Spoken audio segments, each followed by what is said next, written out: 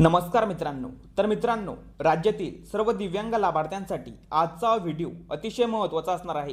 कारण अनेक दिव्यांग बांधवांचे मार्च आणि एप्रिल महिन्याचे हप्ते अजूनही त्यांच्या खात्यामध्ये जमा झाले नाहीत।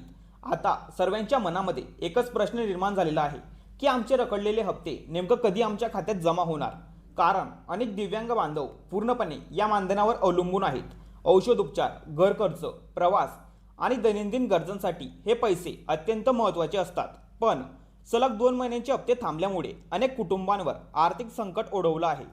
इतकंच नाही तर राज्यभरातून दिव्यांग बांधवांच्या अनेक तक्रारी समोर येत आहेत। विशेष म्हणजे नेत्रहीन बांधवांमध्ये मोठ्या प्रमाणात नाराजी दिसून येत आहे। नुकतीच नागपूरमध्ये काही नेत्रहीन दिव्यांग बांधवांनी मुख्यमंत्री कार्यालयावर मोर्चा काढण्याची बातमी समोर आली आहे आणि ही घटना खरंच अत्यंत वेदनादायक आहे। या संदर्भात माजी आमदार बच्चूभाऊ कडू यांनी अतिशय आक्रमक भूमिका घेत राज्य सरकारला थेट इशारा दिलेला आहे।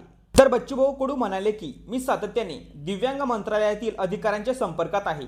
सावे साहेबांची चर्चा झाली, शिंदे साहेबांशी सुद्धा संवाद झाला, पण सरकारने काढलेला हा GR पूर्णपणे चुकीचा आहे। मित्रांनो, शासनाच्या नव्या निर्णयानुसार ज्या दिव्यांग लाभार्थ्यांकडे UDID कार्ड नाही त्यांचे मानधन थांबवण्याचा निर्णय घेण्यात आलेला आहे।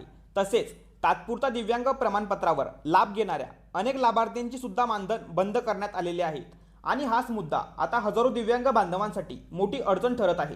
कारण अनेक वेळा 100% दिव्यांगत्व असतानाही सुरुवातीला तात्पुरते प्रमाणपत्र दिले जाते। काहींना 40% अपंगत्व प्रमाणपत्र मिळाल्यानंतर ते संजय गांधी निराधार योजनेस पात्र ठरतात।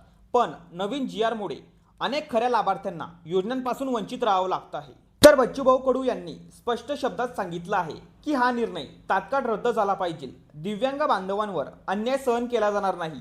मुख्यमंत्री साहेब आणि शिंदे साहेबांनी मनावर घेऊन हा प्रश्न सोडवला पाहिजे, अन्यथा 19 तारखेला मंत्रालयावर मोठं आंदोलन करावं लागेल। तर मित्रांनो, दिव्यांग बांधवांना आधार देण्याऐवजी जर त्यांच्या हक्काचं मानधनच बंद केलं जात असेल आणि त्यांचे रखडलेले हप्ते सुद्धा वेळेवर दिले जात नसतील तर ही अतिशय गंभीर बाब आहे। शासनाने याची तात्काळ दखल घेऊन योग्य निर्णय घेणं गरजेचं आहे।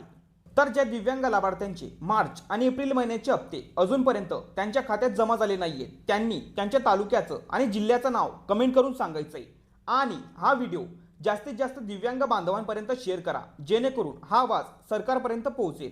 आणि अजूनपर्यंत आपल्या चॅनलला सबस्क्राईब केलं नसेल तर लवकर सबस्क्राईब करून घ्या। अशाच महत्त्वपूर्ण माहितीसह व्हिडिओ आपल्या चॅनलवरती येत असतात।